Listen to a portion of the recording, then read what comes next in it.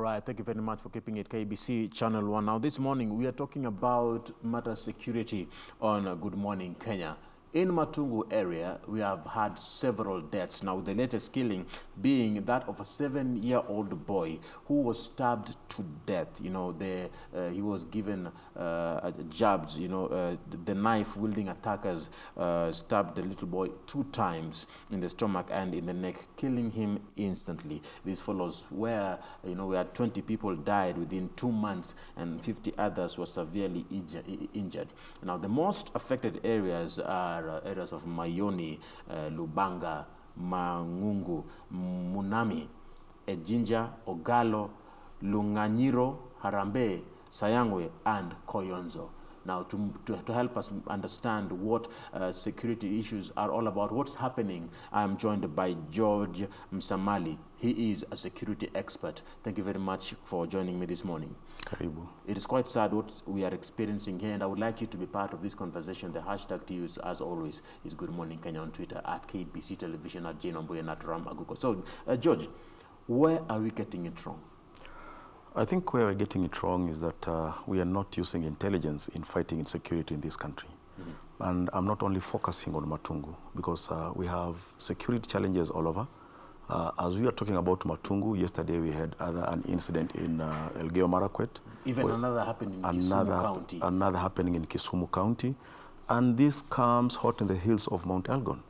I believe we are not really strategizing properly when it comes to handling security internally, because this has been happening. You remember the other day, the Minister for Interior, Mr. Fred Matiang'i, and the Inspector General of Police visited Matungu, and the action they took was deployment of GSU. Was that really the answer to that problem that is bedeviling that area? And putting that into perspective, you know, the CS, Matiang'i, had talked about, and in his own words, he said, we will never experience a killing again. No one will be killed. And just a week later, less than a week or 2 later, this boy was killed. I mean, deployment of GSU happens in several stages. And I think when GSU are deployed, they go there with operational orders. What operational orders were given to these officers? Does it mean the GSU are failing? Not failing per se, because I say proper policing is supposed to be intelligence-based. When you do intelligence-based kind of security of kind of operations, you have 2 advantages. The first one is you have a monopoly of information. Yeah. Mm-hmm. The second one is that you can now strategize and plan with that intelligence. But if you look at what Matiang'i did, I don't know if the deployment of GSU was intelligence-based.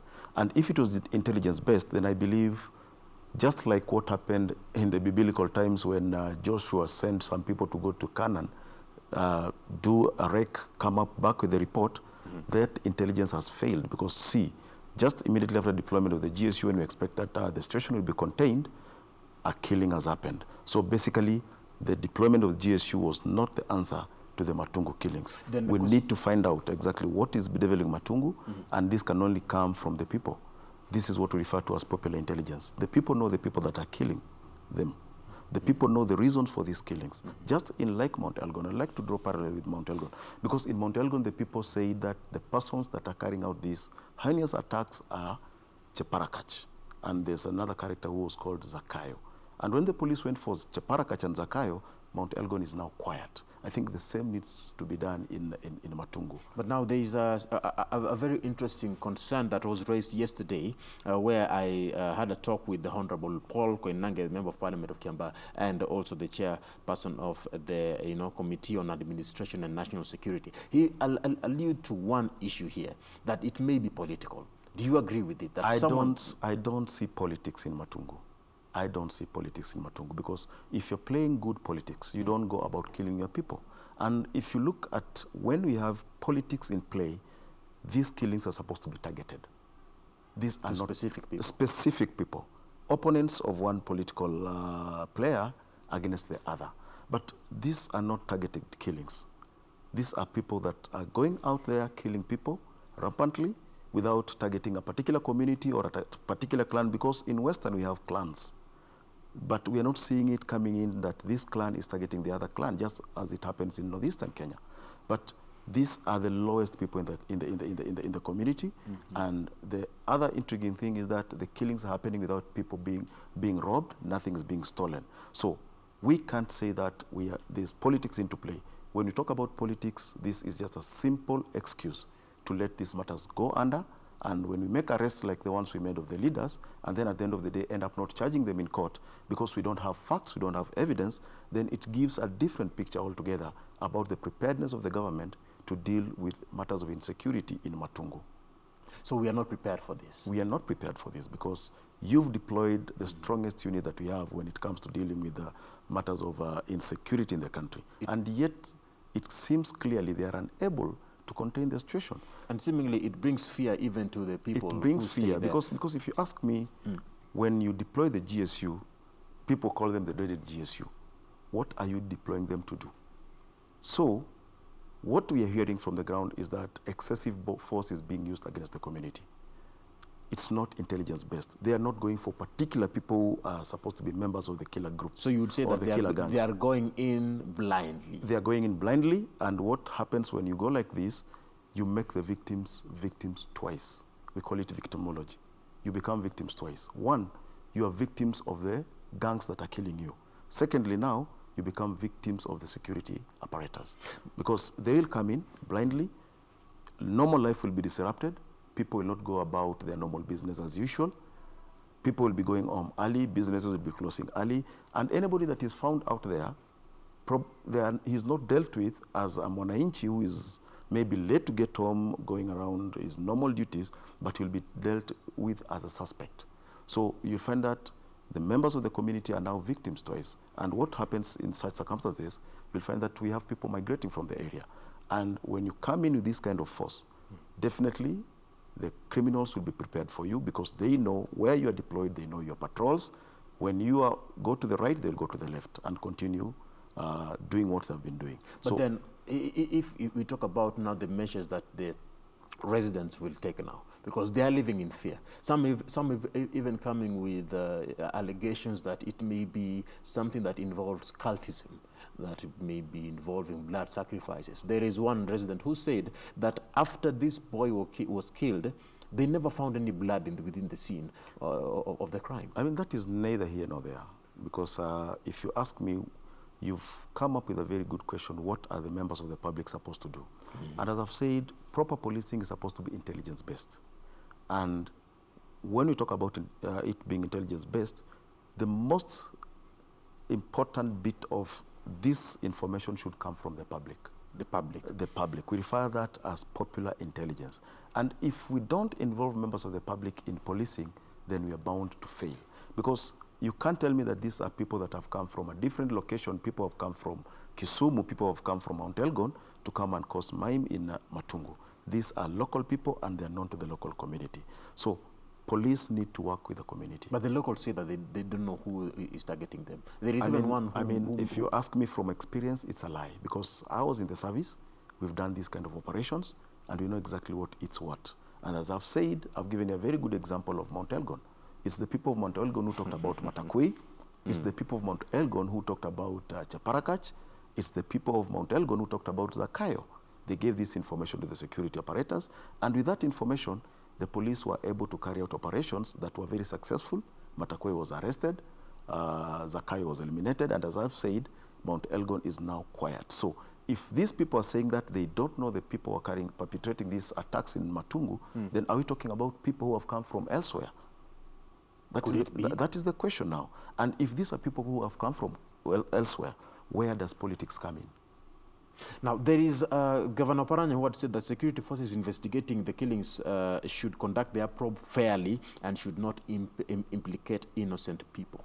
And he cautioned, saying that they should be, that if they will not be careful, police are likely to arrest people who are not connected to the killings. And that is true. That is very true because it has happened before. This is an experience that we've had. And I believe that is why I've said the first stages of an operation, when you're carrying out an investigation, you need to get information from the people. You need to get intel from the people. So that when you have this information, you have the intel, you'll now go sit down, plan your operation. George has been implicated. Is there a possibility that he's involved? Yeah, you do that elimination method S- based on the information that you have. ODM leadership had defended Senator Malala. You know, he was arrested amongst other people who were arrested, members of parliament, Justus Murunga, Yes. Mayoni MCA, Libinas Odwor, even the former sports CS, Rachid Echesa. Have they been arraigned in court? That's the simplest question you need to ask. They were supposed to be arraigned in court yesterday. Have they been? In fact, they were released unconditionally. When you are given P52, that is a police form, that tells you that you will be required to report to the police when they call upon you. ODM leadership has accused the government of going for the wrong people. I mean, I'm also not a member of the ODM. I'm not defending their stand or their position, but I feel that that was a quick reaction. Yeah, it was very quick, simple solution to the whole problem. Not well thought through. That's why when they went to the police, no charges were preferred against them. They were eventually released. Senator Malala said that the questions that were being asked and in were his quite own irrelevant. words were shallow, shoddy, and don't even meet the prerequisite of a serious accusation in the court of law. Yeah, that's why you'll find me saying that I differ with anybody who is bringing politics into this. Because if there was any politics into play, the ingredients of politics can be seen. And as I've said, it will target people based on their political affiliation. But we've not seen it in Matungu. And as I've said, these are not targeted killings. These people are just going out, they find you unsecure, they'll kill you. If it was politics or anything to go with the normal trends of crime, then you will see that we have targeted killings in Matungu. That is not happening. And that is why I've said we need proper investigations to find out who these people are and what their intentions are. Without finding out the intentions, why these killings are taking place, then we will not come up with proper solutions of how to handle the whole problem. And you've talked about, coming up with the intelligence, but now, what are the specifics when it comes to investigations? What are the specifics when it comes to intelligence? What should the GSU be going for? Because we are talking about people, residents, who are in the comforts of their homes, being attacked, regardless of who you are, where you come from. It means that even when I'm sleeping in my own house, I am not secure. What is the solution? Do we live in fear? You see, the GSU don't have capacity to gather intelligence. That is not their role. We have the NIS, we have in the Kenya Police Service or the DCI, we have the what we call, they have their own internal organ of collecting intelligence.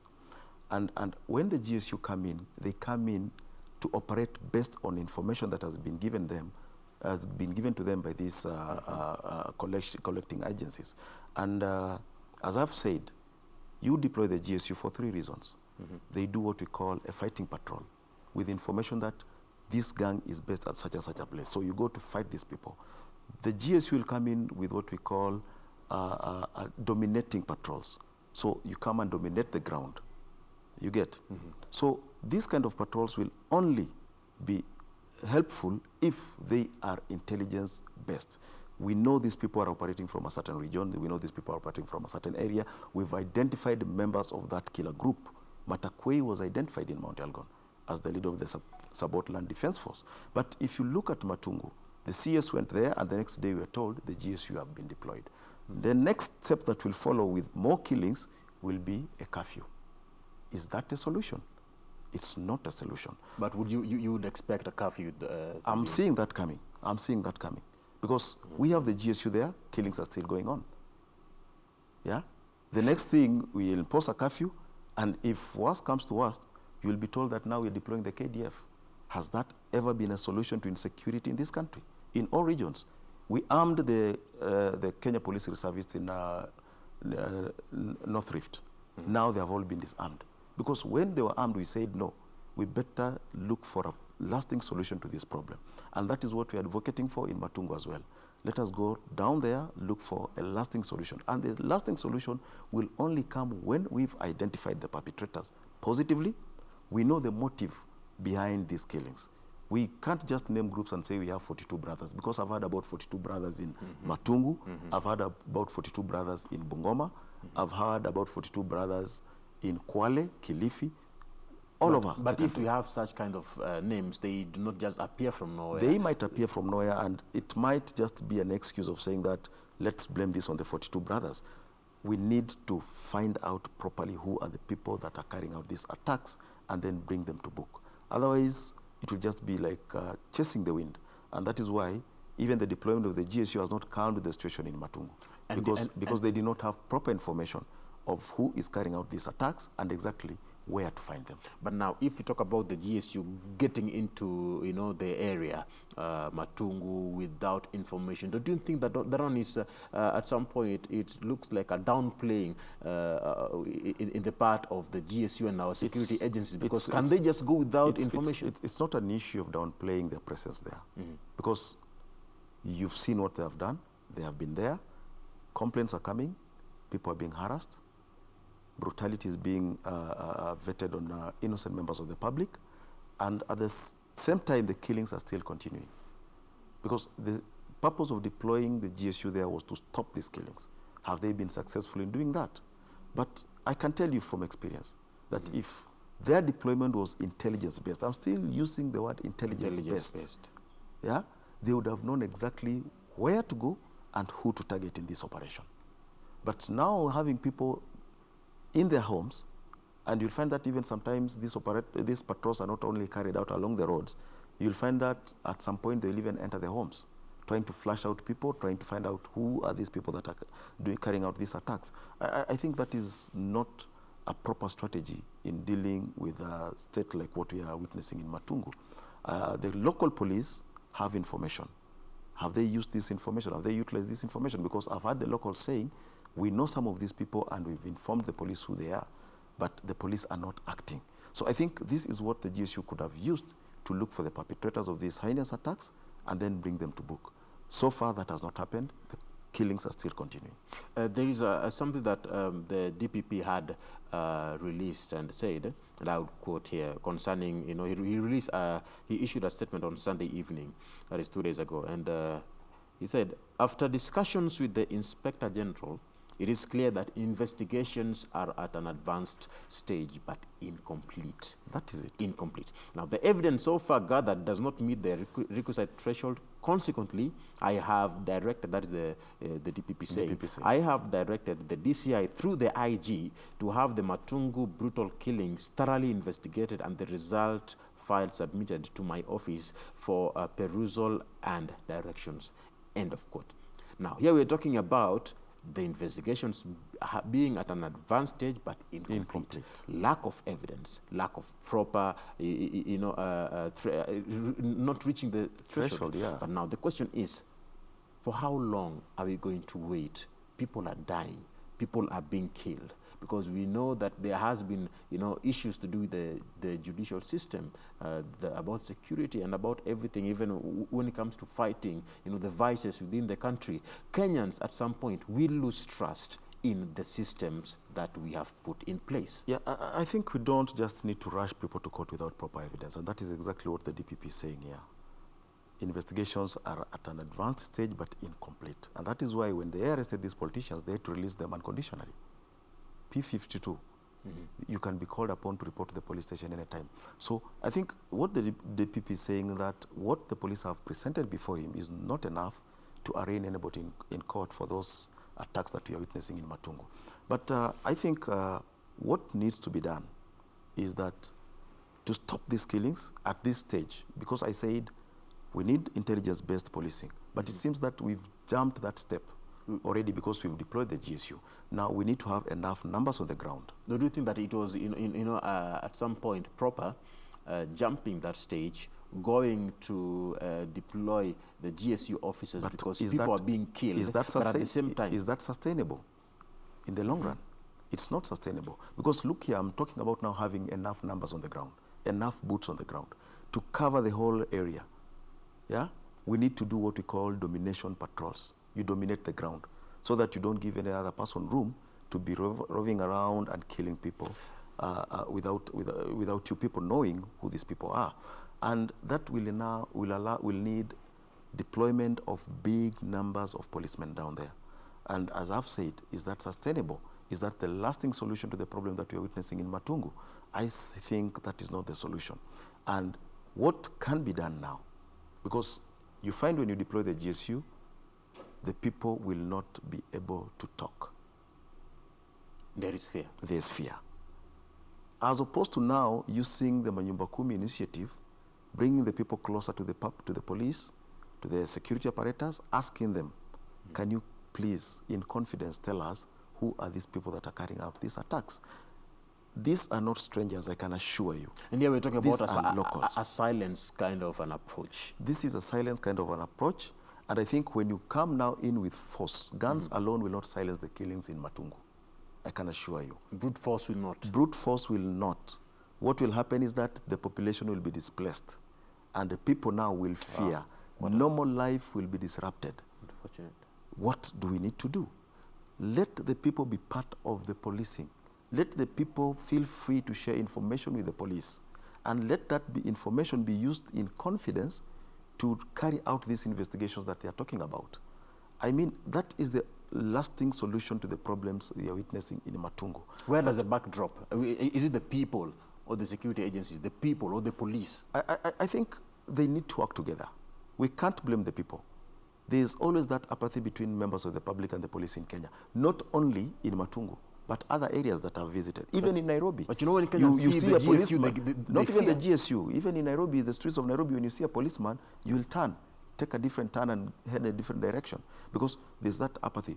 Community policing is something that is supposed to be advocated for, because that will bring the people closer to the police, and it will be easy for the public to share information with the police. And as I said, we've seen it working elsewhere. And this is why Mount Elgon right now is quiet. Some part of Bungoma, we had problems about security. The places are now quiet because members of the public volunteered information to the security apparatus. Look at the areas of Pokot where you have had, fights there, Turkana regions. Yes. Based on the observations that we make, I think you can also, you've also made the same observations. Killings are rampant nowadays. Yes. People are being killed. People are being killed, and people are killing themselves. At some point, we have security issues across the whole country. If you come to Turkana there, Kisumu, Kakamega, Western, if you come even to the eastern regions, then does it reflect a failure in the structures that we have as a country?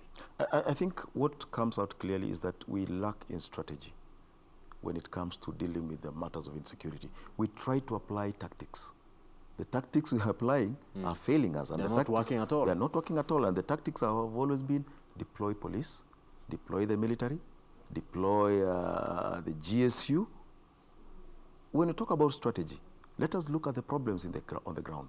What is what is causing insecurity in Elgeyo Marakwet, Baringo, West Pokot, and Turkana?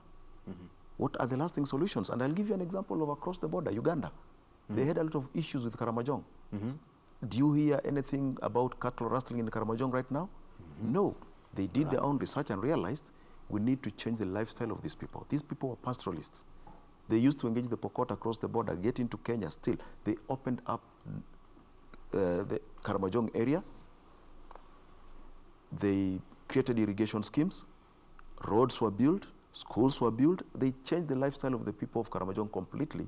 And that is why now Karamojong is quiet. Are we doing the same thing in Kenya? We are looking at the pastoralists in Turkana. We are looking at the pastoralists in West Pokot, looking at the pastoralists in Elgeyo Marakwet. Let's go to northern Kenya.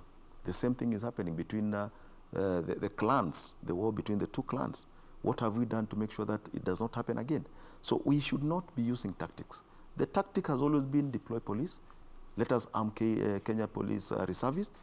Let us bringing in more guns is not helping the situation. And here we're talking about brute force here, and the CS making demands. And, that it will not happen. It will not happen. Giving assurances to members of the public that it's not going to work. So I say, let's not use tactics. Let us use strategy. But strategy is finding out exactly what the problem is. Somebody would tell you Matungu is insecurity. But you find that these people are not killing people and stealing from them.